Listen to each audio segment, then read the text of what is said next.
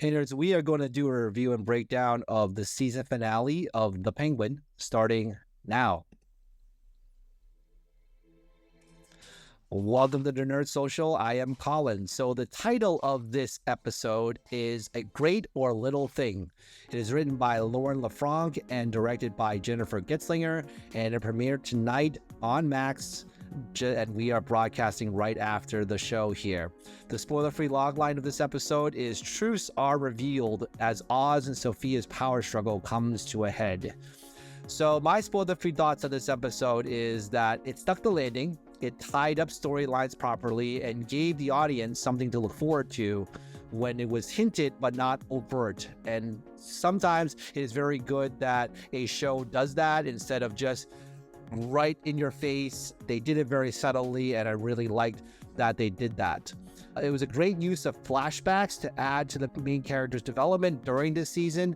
That was really good throughout this episode and also in previous episodes, as you saw, to build that character and to make the audience care about these characters, even though some of them are bad characters in general.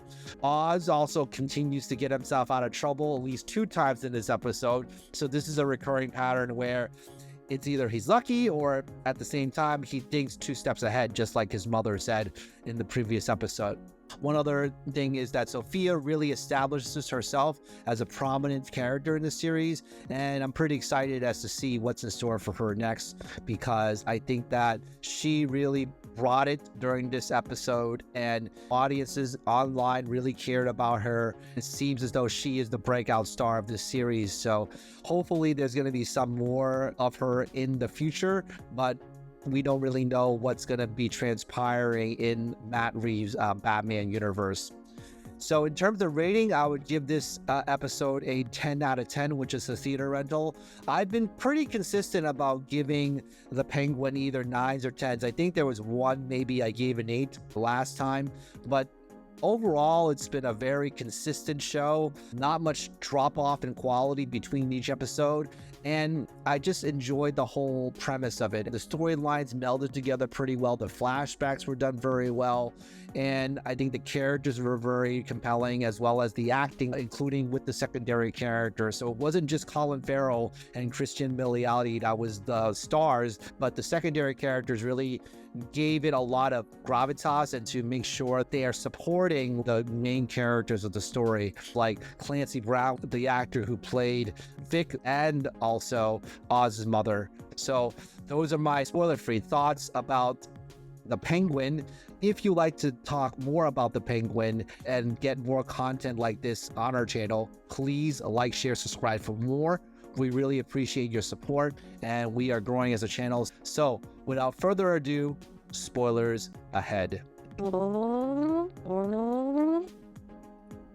So we see here, this is the younger version of Oz's mother, Frances, and you can tell that she's in a very depressive state because of the fact that she has lost her 2 sons, and she probably does know that Oz was the main culprit. She is under the hypnosis therapy that Sofia was under with Dr. Julian Rush. We saw in the previous episode that Dr. Rush was the person who was trying to ask Frances all these questions, and you see here that she's trying to flashback.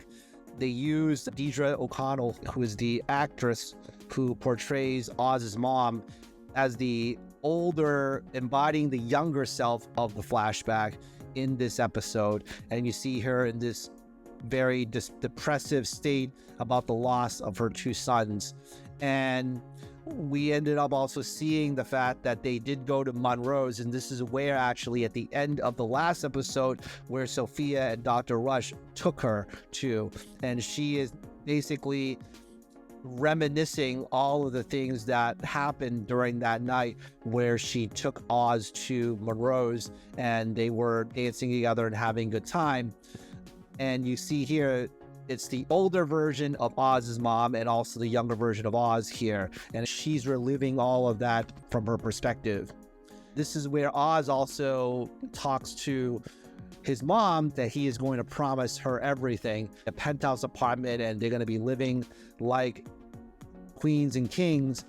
We can see here Rex, who is the replacement father figure of Oz right now.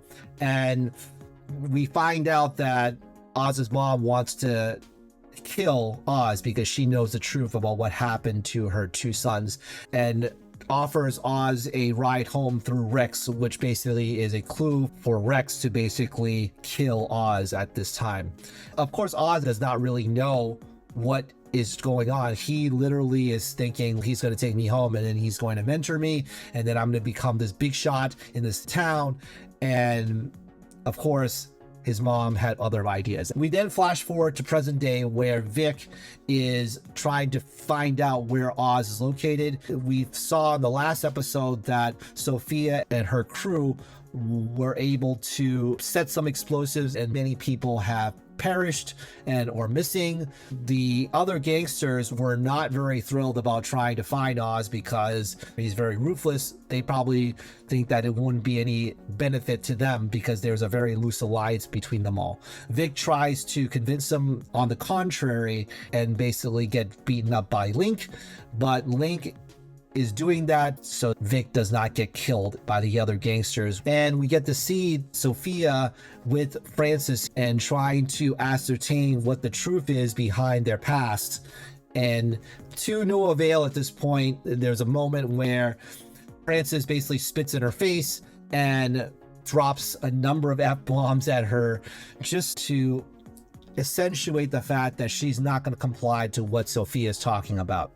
And we see here that Sofia lost patience and decided to cut off Francis's right pinky finger because Oz also is being very obstructionist. He doesn't want to reveal what happened.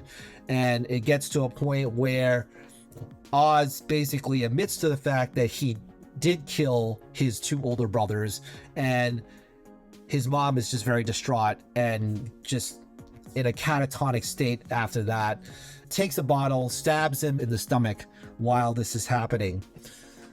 Oz then was able to wiggle his way out of the situation and gets into a gunfight with Sofia here and escapes. So this is the first time that we see in this episode that Oz again gets himself out of trouble because his mind is always moving. What can I do to get out of this situation? Some people may say he's lucky, some people may say he's skill, either just luck or is it skill, or maybe it's just both. Sofia then tries to quickly recover and goes back to her home here and gathers all together the gangsters that she had negotiated a deal with the drug Bliss. And we can see here that she offered all of them the opportunity to have this house and to have the drug empire, with the fact that she is leaving Gotham permanently and the house will be given to the gangster who's able to capture Oz alive. Of course, we know in the audience that she's not going to follow through because we've seen gangster movies before that either the gangsters are going to be eliminated, she's going to consolidate power, and she's going to be even more powerful than before. We also see here that Vic is driving Oz to City Hall. You can see that Vic is very much more at ease with himself than he was before. Before, you can tell that he was very nervous. He didn't know what he was doing. Now he's much more confident. I think that a lot of it had to do with the fact that he was able to kill Squid. So it gave him more intestinal fortitude to carry out any dastardly plan that Oz is trying to do. We see here Oz is trying to make sure that he looks good in front of City Hall. He has aspirations for power and to be the puppeteer, and we can get to see that later on when he does enter City Hall. He is trying on the gavel of the mayor-elect Bella Real, and we will see Bella Real a little bit later on, but we saw her in the Batman movie as well. Here he is trying to make a deal with the councilman that appeared in the previous to the last episode, where he threatened him with a pair of pliers and to turn back on the lights in Crown Point.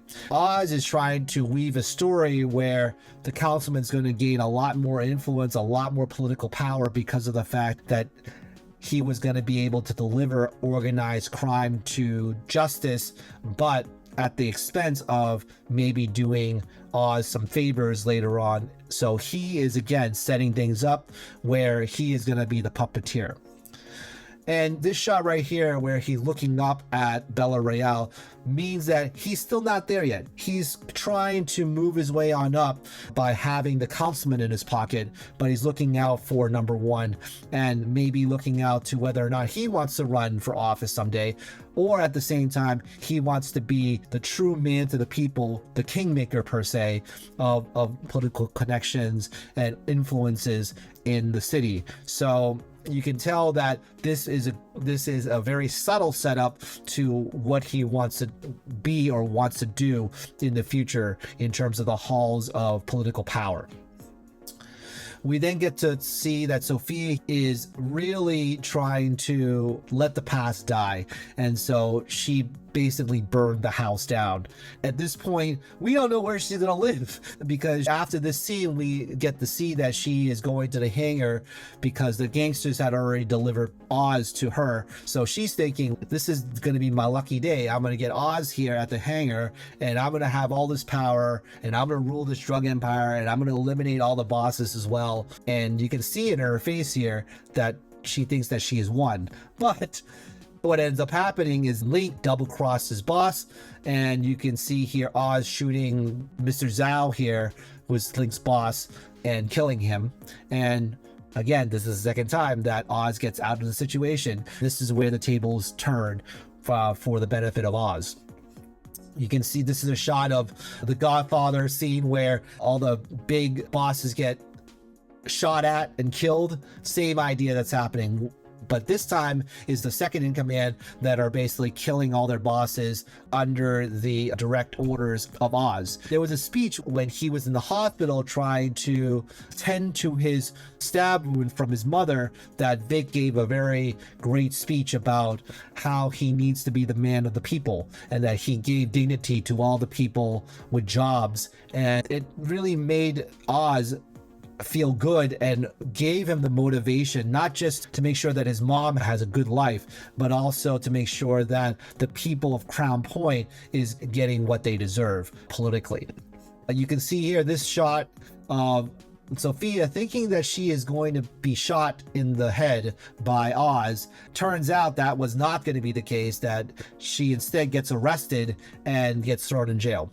And while she is in jail, we know that there's one letter that was very important to her from Selina Kyle. And we know that from the movie, The Batman, Selina is actually the daughter of Carmine Falcone, which makes them half sisters.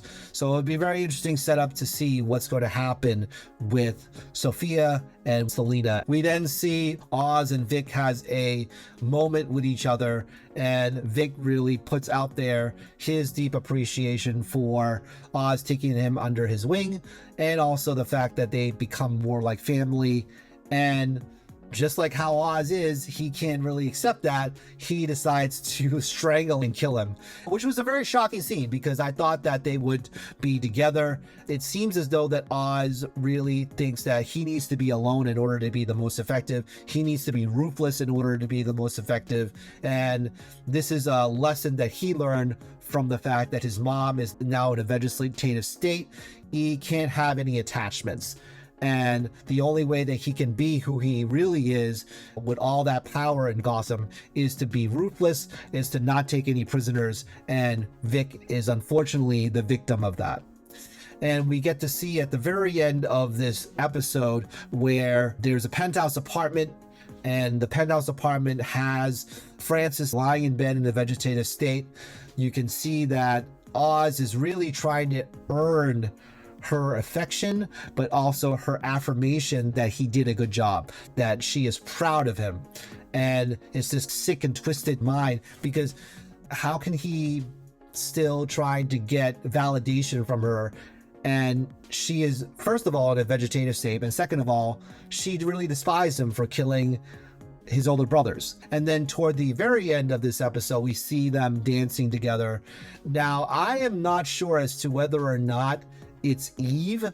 It may be Eve playing his mother there, or it's just some Oedipus complex going there. Maybe the audience can tell me whether or not it's Eve or Oz's mother at the end dancing together. And then they pan out to the city view and we see the bat signal lights up. So that's another nice Easter egg that's there. As I said in the spoiler-free portion of this review, it's a nice nod. It's not something that's very overt. So those are my thoughts about The Penguin episode 8. We would like to hear what you have to say about this episode and about The Penguin overall. Please comment down below. Like, share, subscribe for more content like this. And we will see you in the next video. All right. Take care, everybody.